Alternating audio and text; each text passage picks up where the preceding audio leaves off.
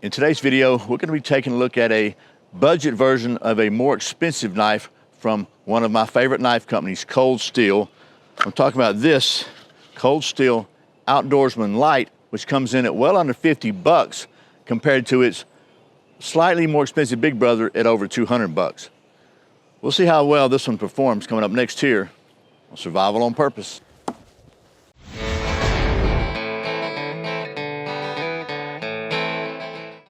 Welcome back to Survival on Purpose. My name's Brian. Thanks for joining me for another Sharp Saturday video where it's Saturday and we take a look at something sharp.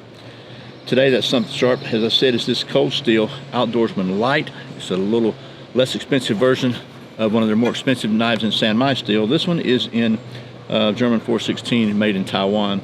So you may notice I look a little different than I will in the rest of the video because I already shot this intro clip kind of talking about this knife, and I forgot to hit the record button, so I'm redoing that now, but the rest of it will be the original video. And I bought this at Midway USA at a really good price, so you want to check them out. They have some really good deals on their clearance stuff sometimes. But as usual, I want to start this video with a word of wisdom from the Bible, at least a quote from the Bible. This one is from Matthew 11, verse 28 in the New Living Testament, New Living Translation rather. And then Jesus said, "Come to me, all of you who are weary and carry heavy burdens, and I will give you rest."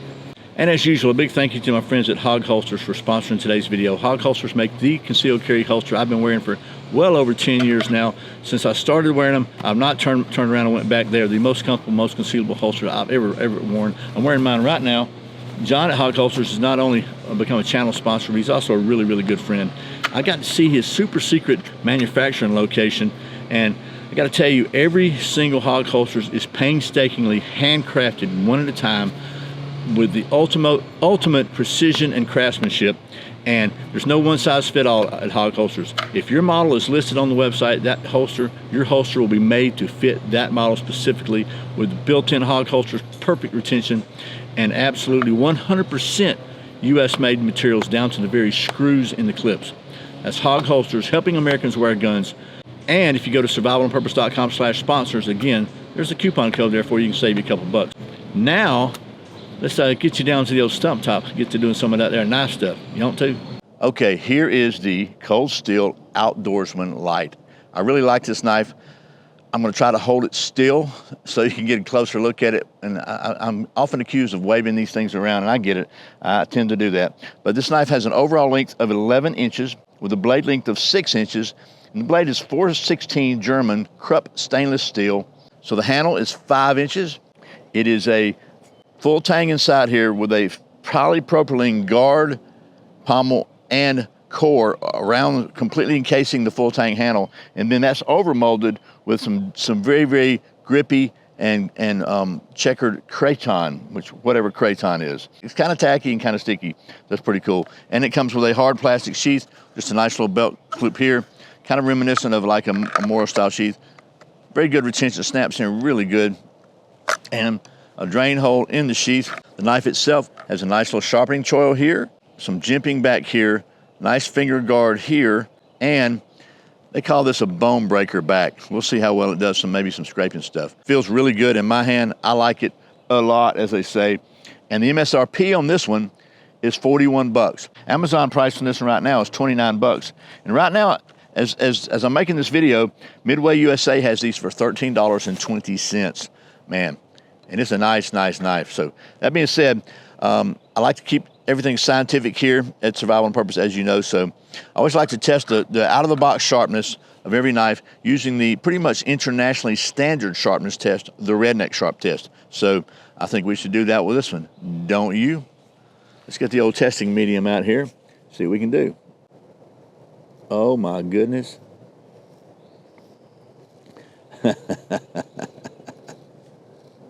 Oh man, you can always count on Cold Steel to have a sharp knife out of the box. So we're going to call this one Shavy Yak Sharp and give this an A+ on the redneck sharp test.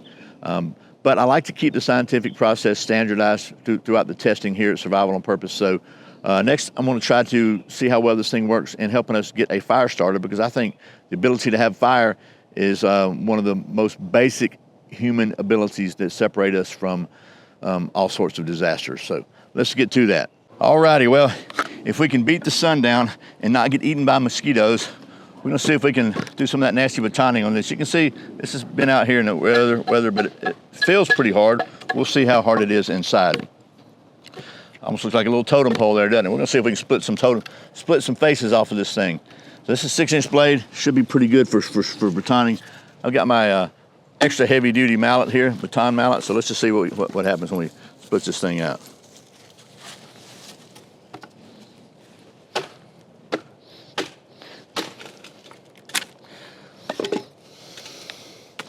What happens is we got some rottedness going on. Let's try it this way.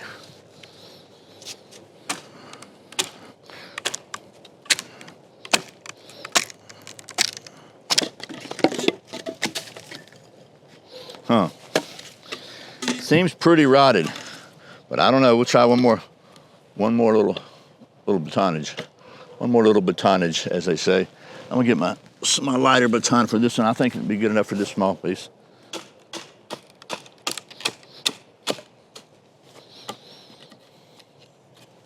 Okay, so I don't know how well this is going to carve. We're going to try it. It's sort of rotted. Let's just see if we get some curls that are fire-worthy. It's got that crunchy kind of almost rotted feel to it, but we'll see. 'Cause this might be all you can find in a survival situation. So sometimes you got to make do with what you got.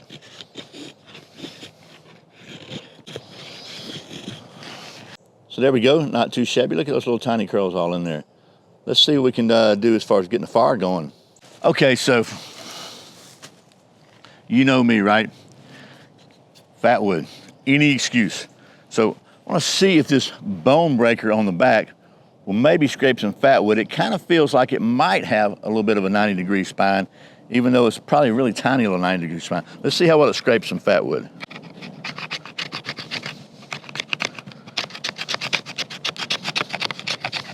I gotta hit the spine right, don't I?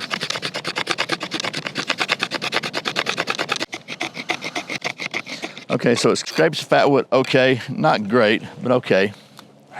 Let's see if it scrapes the ferro rod at all. And I've got my Exotac. What is this? And this one is the Nano Striker XL. And it's a small one because might be what you would have with you, right? Let's see.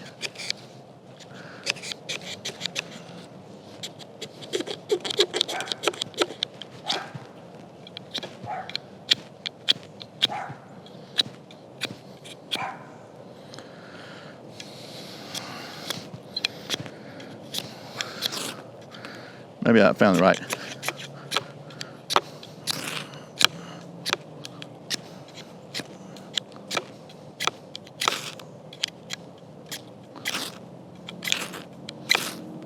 Aha.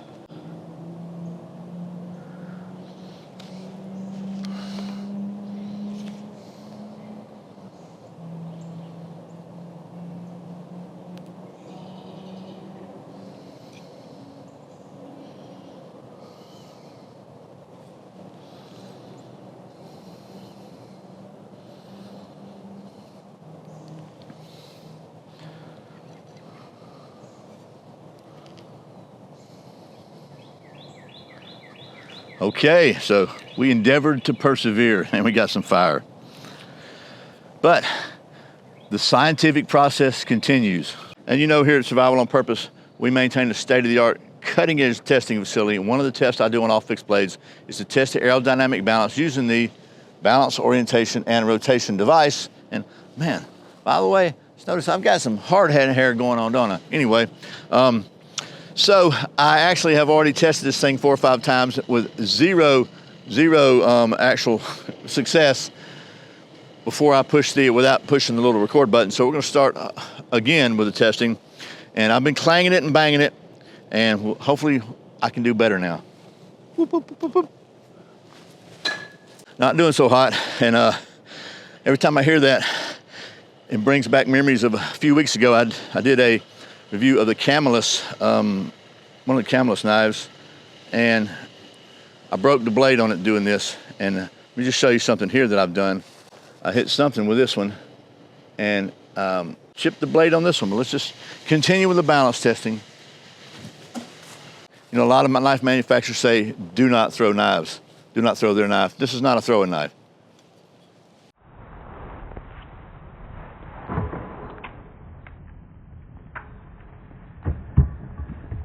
Kind of bummed about that chip though. Again, I don't know what I did. Do you see it right there? Oh well. Deep breaths, grasshopper.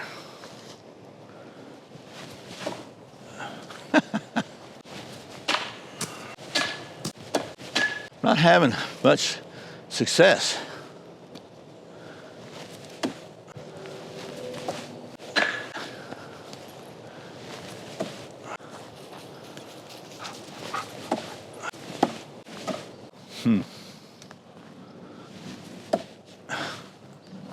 Okay, so after missing about 35 times, chipping the blade, I'm hitting like 5 or 6 in a row now.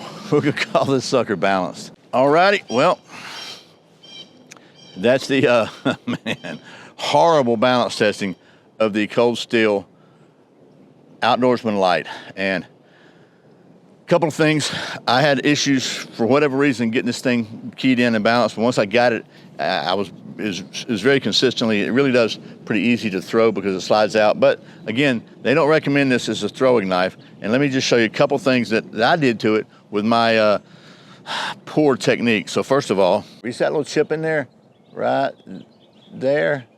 Yep, I don't know what it hit, but it hit something while I was clanging and banging it off the old balance orientation rotation device. And so there's a good little example of how soft this overmold is.